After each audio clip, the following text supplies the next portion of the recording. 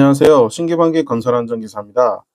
2024년 필답형 3회차 문제풀이 시작하겠습니다. 먼저 1번 문제입니다. 1번 문제는 산업안전보건법령상 건설업에서의 안전보건관리규정 작성 시 다음의 기준을 작성하시오 해서 두 가지를 묻고 있는데요. 먼저 첫 번째 내용은 건설업에서 안전보건관리규정을 작성해야 할 상시근로자 수 기준은 몇 명인가 라는 질문입니다. 아래 표를 보시면 먼저 사업의 종류에 따른 내용과 규모에 따라 나뉘어지는 인원수를 살펴볼 수 있는데요. 먼저 300명 이상에 해당되는 사업이 여러 가지가 있죠. 대표적인 게 농업, 어업, 소프트웨어 개발 및 공급업이 있고요. 여러 가지 사업들이 있는데 이 사업들을 제외한 나머지 사업들이 바로 상시근로자 100명에 해당되는 사업입니다. 그래서 우리 건설업 같은 경우에는 여기 상시근로자 100명 이상을 사용하는 사업에 해당돼서 정답은 100명 기재해 주시고요. 두 번째 내용은 사업주는 안전보건관리 규정이 변경해야 할 사유가 발생할 경우 며칠 이내 변경해야 하는가입니다.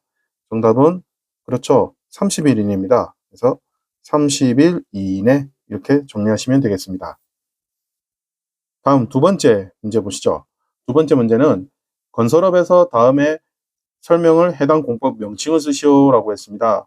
이 공법 명칭 같은 경우에는 처음 준비하시는 분들도 난감하실 수 있는데 그때그때 내용을 보시고 바로바로 암기를 하실 필요가 있습니다. 자, 첫 번째 내용은 흑마기벽 등의 배면을 원통형으로 굴착한 후 인장재와 그라우트를 주입시켜 형성한 앵커체에 긴장력을 주어 흑마기벽을 지지하는 공법을 묻습니다. 문제에 정답이 있는데 정답의 내용은 바로 어스 앵커 공법입니다. 그래서 어스 앵커 공법 이렇게 기재해 주시고요. 다음 두 번째 내용입니다. 지하의 굴착과 병행하여 지상의 지붕, 도 등의 구조물을 축조하며 지하 연속벽을 흑마기 벽으로 굴착하는 공법은 무엇입니까? 라고 했습니다. 여기서 포인트는 지하의 굴착과 지상에 관련된 굴착을 진행하는 것을 동시에 진행하는 내용을 얘기하는데요. 정답은 바로 탑다운 공법입니다. 탑다운 공법. 영어로 쓰셔도 되고 한글로 쓰셔도 되고요. 이렇게 정리해 주시면 되겠습니다. 다음 계속해서 3번 문제 보시죠. 3번 내용은 산업재해 예방을 위한 이행사항 두 가지네요. 관계수급인 근로자가 도급인 사업장에서 작업 시 산업재해 예방을 위한 이행사항 두 가지를 쓰시오라고 했습니다.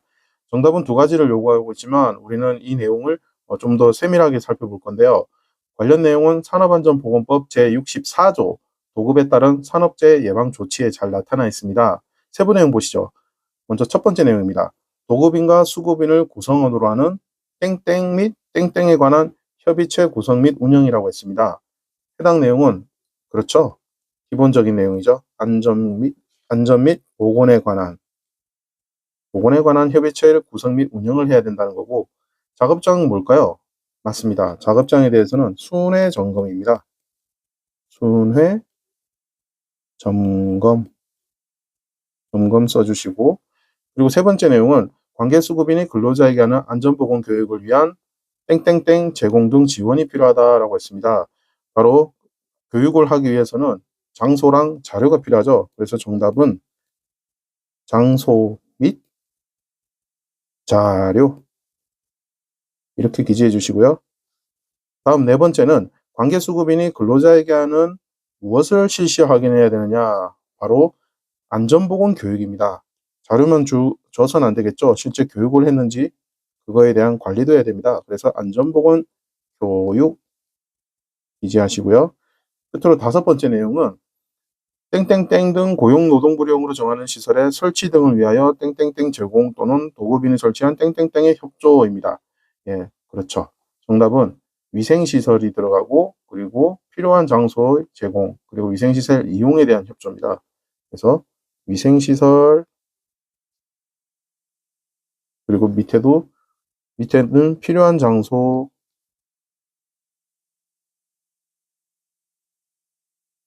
그리고 맨 마지막에도 위생시설 이용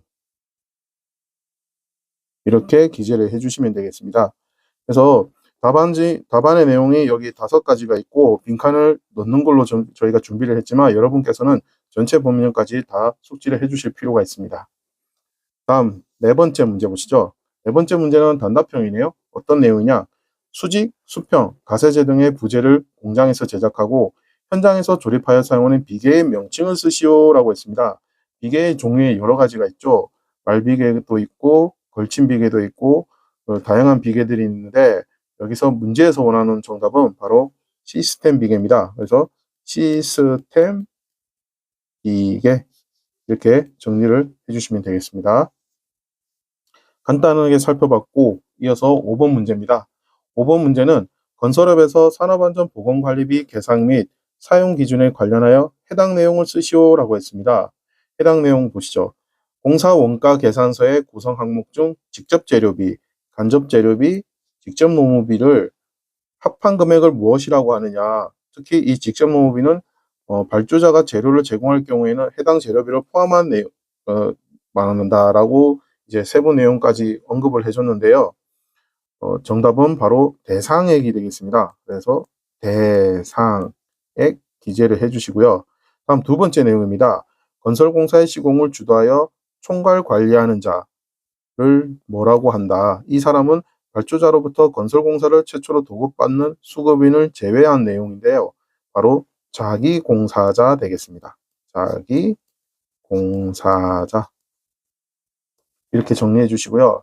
해당 내용은 건설업 산업안전보건관리비 계상 및 사용 기준 제2조 정의 부분에 잘 나타나 있으니까 관련 법규 다시 한번 확인 부탁드리겠습니다.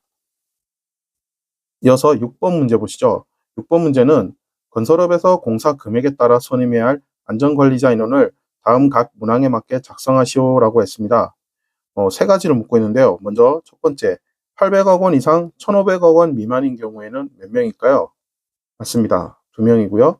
2,200억 원 이상 3,000억 원 미만은 4명이고요. 7,200억 원 이상 8,500억 원 미만은 9명 되겠습니다.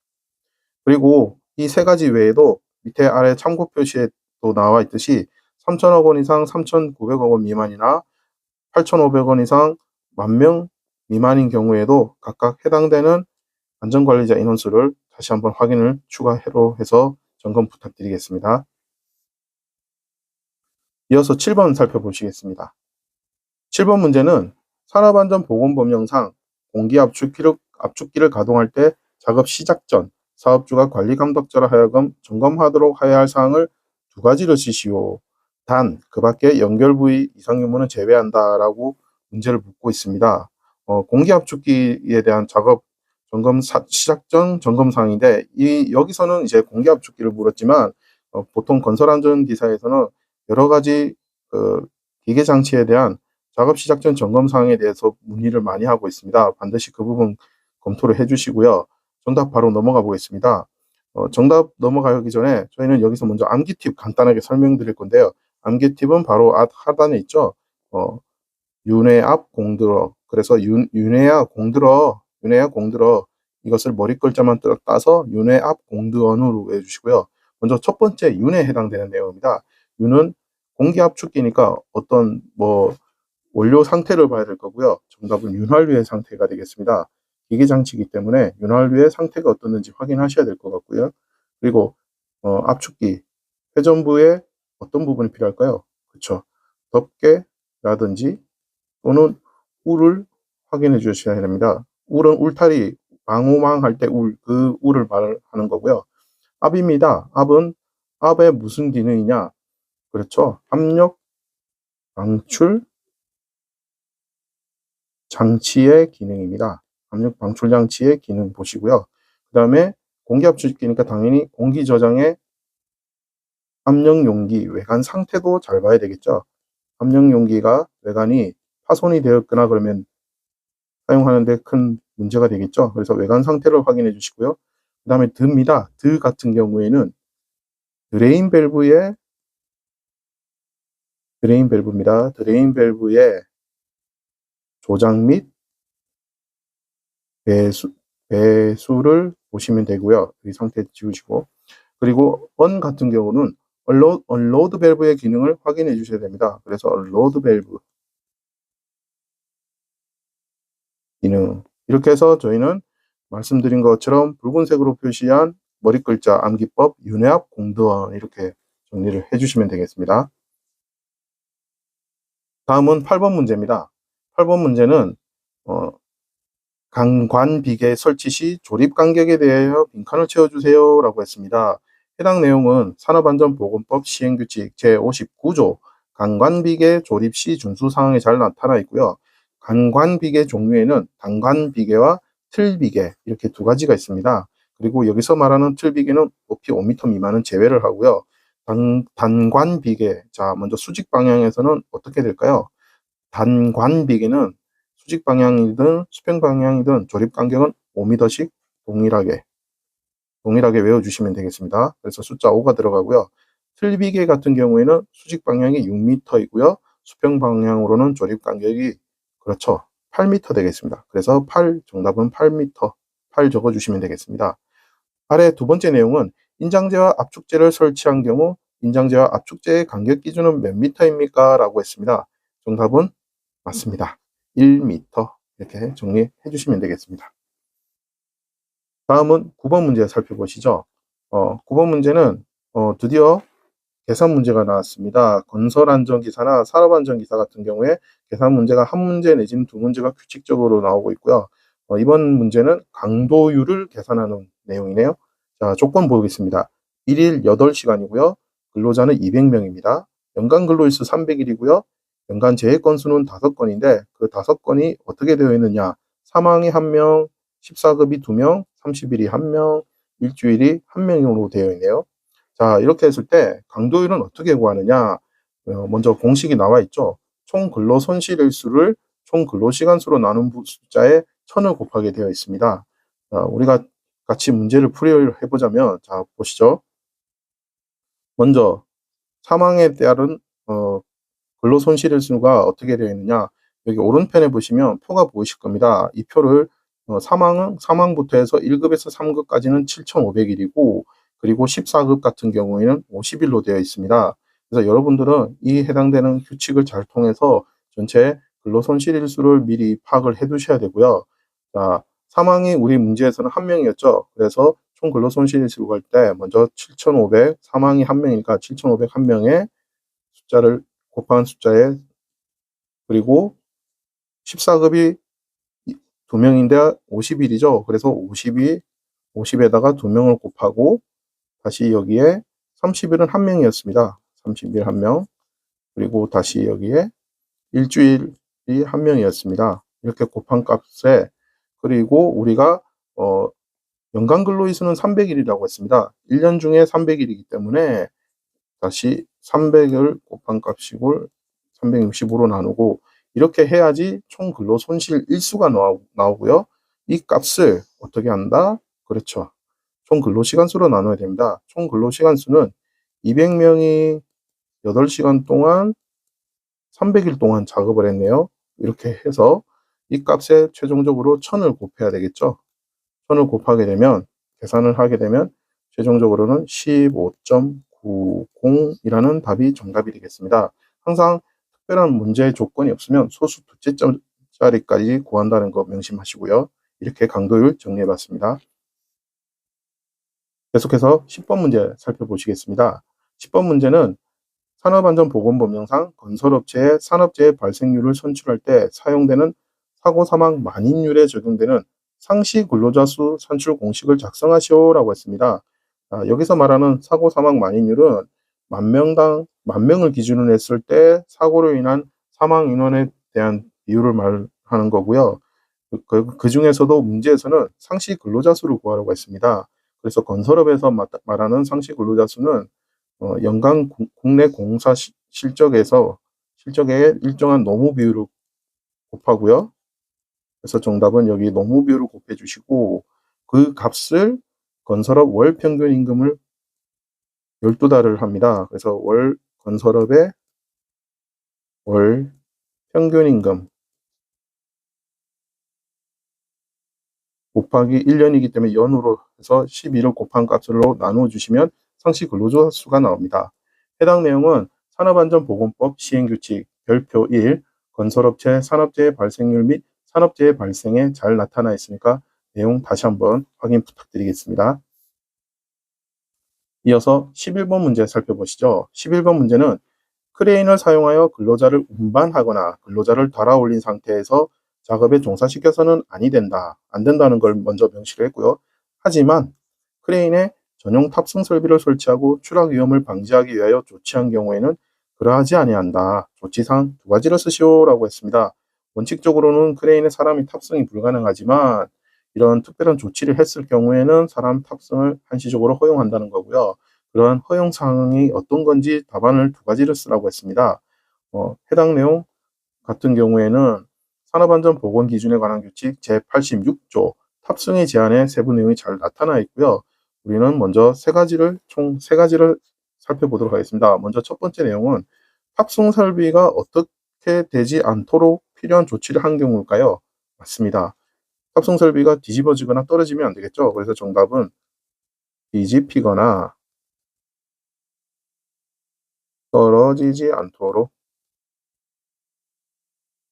필요한 조치를 할 것. 이게 첫 번째가 되고요. 다음 두 번째 내용입니다. 두 번째 내용은 탑승 설비를 하강시킬 때에는 어떻게 한다? 동력 하강 방법. 무리하게 잡아당기거나 하는 것이 아닌 동력 하강 방법을 선택으로 하게끔 하고요. 그리고 어떤 설치를 하고 어떤 구조인 경우에는 반드시 어떤 것을 설치를 하라. 정답은 안전대나 구명줄을 설치를 하고요. 안전대나 구명줄은 근로자가 설치뿐만 아니라 착용하는 것도 확인하셔야 되고요. 그 다음에 안전난간을 설치를 할 수 있으면 해야 됩니다. 그래서 안전난간 정답을 해주시고, 그리고 이 설치할 수 있는 구조인 경우에는 반드시 안전난간을 설치를 하라는 거죠. 그렇게 해서 정리를 해주시고, 우리는 이것을 암기 팁으로 한 가지 외우자면 탑탑안. 크레인을 타기 전에는 반드시 사람이 타기 위해서는 탑탑 안으로 탑탑 안. 이 암기 팁으로 정리를 해주시면 되겠습니다. 다음 12번 문제 보시겠습니다. 12번 문제는 산업안전보건법령상 안전보건 총괄 책임자의 직무 세 가지를 쓰시오라고 했습니다. 법령 관련 문제고요. 여러 가지 법령 내용이 있는데 뭐 안전관리자도 있고 여러 가지 내용이 있지만 문제에서는 대표적으로 안전보건 총괄 책임자라는 더 범주, 책임이 많은 사람에 대한 내용을 묻고 있습니다. 특히 문제에서는 한 가지 제한을 두는데 단 도급 시 산업재해 예방 조치는 제외로 한다라고 되어 있습니다. 이 점 유의하시고요. 자, 바로 정답 확인하시겠습니다.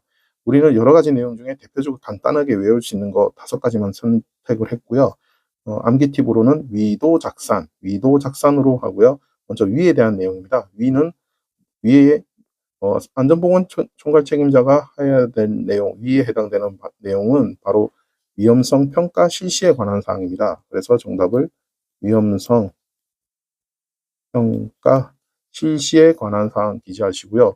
도 같은 경우에는 도급시 산업재해 예방 조치입니다. 하지만 문제에서는 도급시 산업재해 예방 조치는 제외로 한다고 했기 때문에 이 내용은 반드시 암기는 해주시되 이번에 여기에서는 정답으로 간주될 수가 없고요. 다음 세 번째로 바로 넘어가겠습니다. 세 번째 같은 경우 안전보건 총괄 책임자가 자구로 해당되는 거 뭘까요? 맞습니다. 작업의 중지까지 써주시면 되고, 다만 여기서 작업의 중지라는 건 시도 때도 없이 안전보건 총괄 책임자가 바로 작업 중지를 하면 안 되겠죠. 특별한 조건이 돼야 될 거고, 그 해당되는 내용이 바로 뒷부분에 있네요. 산재 발생 위험이 있거나 중대재해 발생이 있을 경우, 이럴 경우에만 작업이 중지가 돼야 됩니다. 그래서 여러분들은 이 뒷부분에 있는 괄호 내용도 가급적이면 암기를 해주시는 게 좋습니다. 다음 네 번째 내용은 산업안전보건관리비의 관계수급인 간의 사용에 관한 협의 조정을 하는 역할이 됩니다.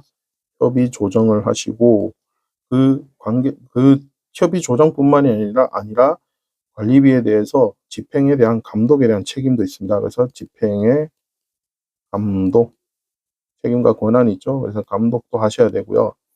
그리고 끝으로 기계 등에 대해서 사용 여부에 대한 확인을 하셔야 되는데 어떤 기계냐? 당연히 안전 인증 대상 기계겠죠. 그래서 안전 인증 대상 먼저 기재를 해주시고요. 그 다음 뒤에는 어떤 기계가 있죠? 맞습니다. 안전인증 외에 반대로 자율안전 확인 대상이죠. 자율 안전 확인 대상 기계에 대한 부분도 반드시 사용 여부를 확인하셔야 됩니다. 그래서 우리는 어떤 내용에 대해서 제재를 가할지 모르기 때문에 답에서는 3가지만 쓰라고 했지만 최소한 이 정도 5가지는 외워주셔야 되고요. 그리고 암기 팁을 드리자면 붉은색으로 표기한 위도 작산 산업안전보건에서 이제 안전보건 총괄 책임자는 그만큼 신경을 많이 써야 되기 때문에 위도작살이 난다. 위도작살이 난다. 위도작산으로 재밌게 암기 팁 드렸습니다. 예, 계속해서 13번 문제 보시겠습니다. 13번 문제는 산업안전보건법령상 건설업 기초안전보건 교육에 대한 다음의 각 물음에 답하시오라고 했습니다. 첫 번째 문제는 교육시간별 교육 내용 3가지를 작성하시오라고 했습니다.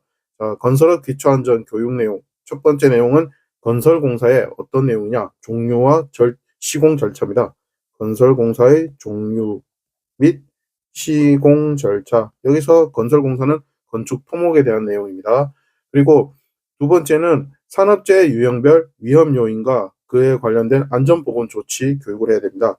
산업재해 유형별 위험 요인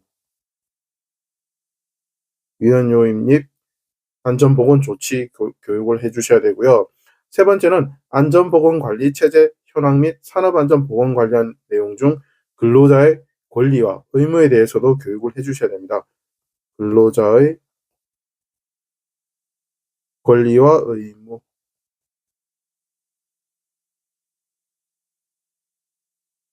이렇게 해서 교육 3가지 종류의 교육을 해야 되고 이러한 교육은 총 4시간이 진행돼야 됩니다. 건설 일용 근로자의 교육 시간은 총 4시간입니다. 자, 4시간 어떻게 되는지 다시 한번 보시죠.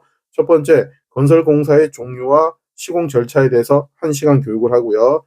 다음 두 번째, 산업재해 유형별 위험 요인과 안전보건 조치에 대해서는 2시간의 교육을 하고 끝으로 세 번째는 안전보건 관리체제 현황 및 산업안전보건 관련 근로자의 권리와 의무에 대해서도 1시간 이렇게 해서 건설 일용 근로자에게는 총 4시간 이상의 교육을 진행을 한다. 정리를 해주시면 되겠습니다.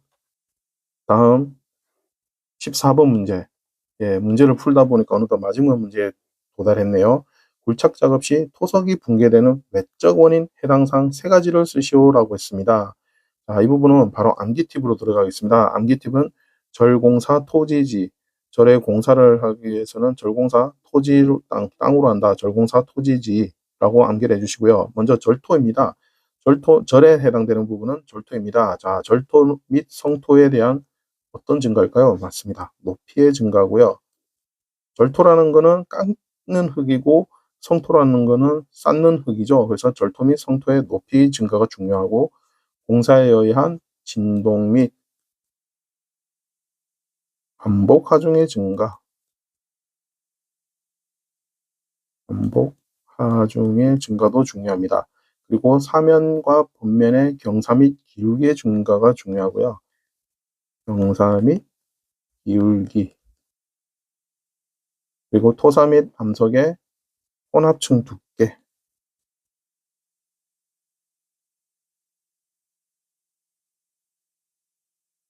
그리고 지표수 및 지하수의 침투에 의한 토사 중량의 증가도 중요합니다. 그래서 토사 중량의 증가.